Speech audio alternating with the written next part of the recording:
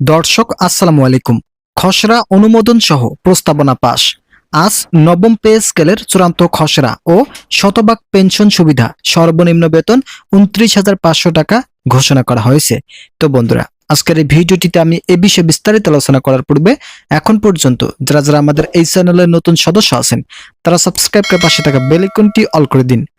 আজ সরকারি কর্মকর্তা ও কর্মচারীদের জন্য পে কমিশন খসড়া চূড়ান্ত ঘোষণা করেছেন।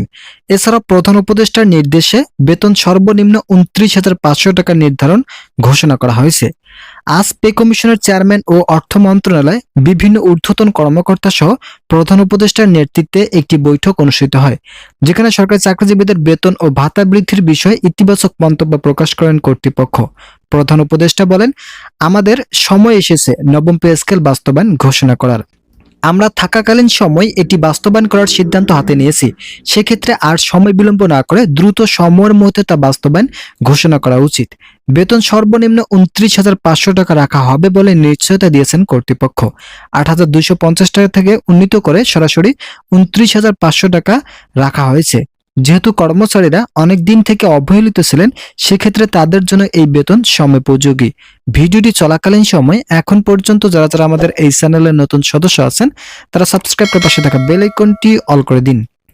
আজ সকাল ১০টায় একটি বৈঠক অনুষ্ঠিত হয়, যেখানে উপস্থিত ছিলেন পে কমিশনের চেয়ারম্যান জাকির আহমেদ খান, অর্থ উপদেষ্টা ডক্টর সালেহুদ্দিন আহমেদ, এছাড়াও পরিকল্পনা উপদেষ্টা ওয়াহিদুদ্দিন মাহমুদ সহ বিভিন্ন পর্যায়ের সচিবেরাও উপস্থিত ছিলেন। সভায় সভাপতিত্ব করেন প্রধান উপদেষ্টা। প্রধান উপদেষ্টার নির্দেশে এই বৈঠক অনুষ্ঠিত হয়, যেখানে সরকারি কর্মচারীদের বেতন বৃদ্ধির বিষয় ও খসড়া চূড়ান্ত পর্যায়ে নিয়ে আলোচনা করা হয়েছে। সেখানে প্রধান উপদেষ্টা বলেন, আমাদের মূল দায়িত্ব থাকবে বৈষম্য দূরীকরণ। ২০১৫ সালের অষ্টম বেতন স্কেলে যে বৈষম্য চলমান রয়েছে, এই বৈষম্য যেভাবেই হোক দূর করতে হবে, কেননা এই বৈষম্য আবারও থাকলে তাদের কাজের প্রতি আগ্রহ হারাবেন কর্মচারীরা।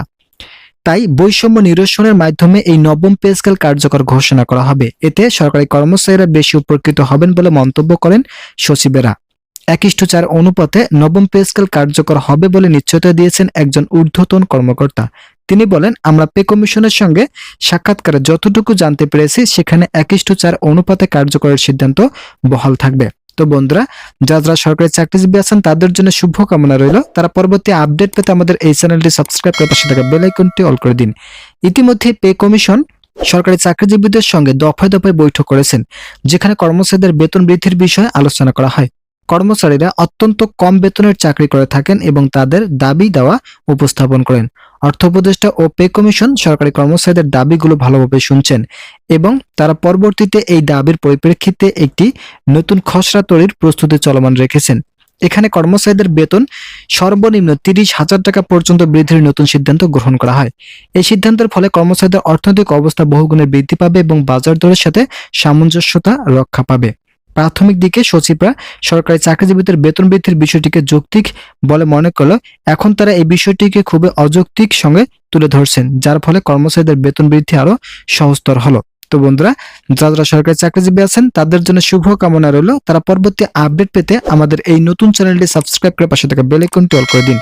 সূত্র বলছে, আগামী ১৫ তারিখের মধ্যে নবম পে স্কেল বাস্তবায়নের চূড়ান্ত রূপরেখা তৈরি করা হবে এবং এরই মধ্যে একটি নতুন গেজেট প্রধান উপদেষ্টার কার্যালয়ে জমা দেবেন কর্তৃপক্ষ।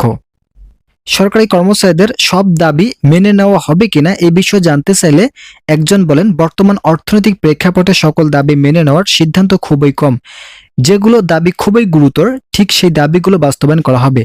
এর মধ্যে থাকছে বাড়ি ভাড়া, চিকিৎসা ভাতা, শিক্ষা ভাতা ও সর্বশেষ নবম পে স্কেল, যা সরকারি কর্মচারীদের অর্থনৈতিক অবস্থানকে দ্রুত শক্তিশালী করবে। প্রাথমিক দিকে নবম পে স্কেল কার্যকর করার পরেই বাড়ি ভাড়া বৃদ্ধির গেজেট প্রকাশ করা হবে। বাড়ি ভাড়াকে দুই ভাগে ভাগ করা হয়েছে। যারা শহর অঞ্চলে চাকরি করেন তাদের জন্য থাকছে ৭০%। মোট কথা, মূল বেতনের ৭০% হারে বাড়ি ভাড়া বৃদ্ধির সিদ্ধান্ত চলমান রয়েছে। অপরদিকে যারা সিটি কর্পোরেশন ও গ্রাম অঞ্চলে চাকরি করে থাকেন তাদের জন্য ৬০% বাড়ি ভাড়া কার্যকর করা হবে। ২০২৫ সালের নবম পে স্কেলে গেজেটে এসব উল্লেখ থাকবে বলে সূত্র জানায়। আশা করা যাচ্ছে ডিসেম্বরের 15 তারিখের মধ্যে একটি নতুন গেজেট প্রকাশ করা হবে, যেখানে সরকারি কর্মচারীদের অর্থনৈতিক অবস্থানকে শক্তিশালী করার বিষয়ে ইতিবাচক দিকগুলো ফুটে উঠবে। তো ইতিমধ্যে এই বিষয়ে নতুন একটি প্রতিবেদন প্রকাশিত হয়েছিল। আজকের এই ভিডিওটিতে আমি এই প্রতিবেদনের সকল বিষয়ে বিস্তারিত আলোচনা করলাম। আশা করি ভিডিওটি থেকে অনেক উপকার পেয়েছেন। যদি উপকার পেয়ে থাকেন তাহলে অবশ্যই চ্যানেলটি সাবস্ক্রাইব করে পাশে থাকা বেল আইকনটি অল করে দিন।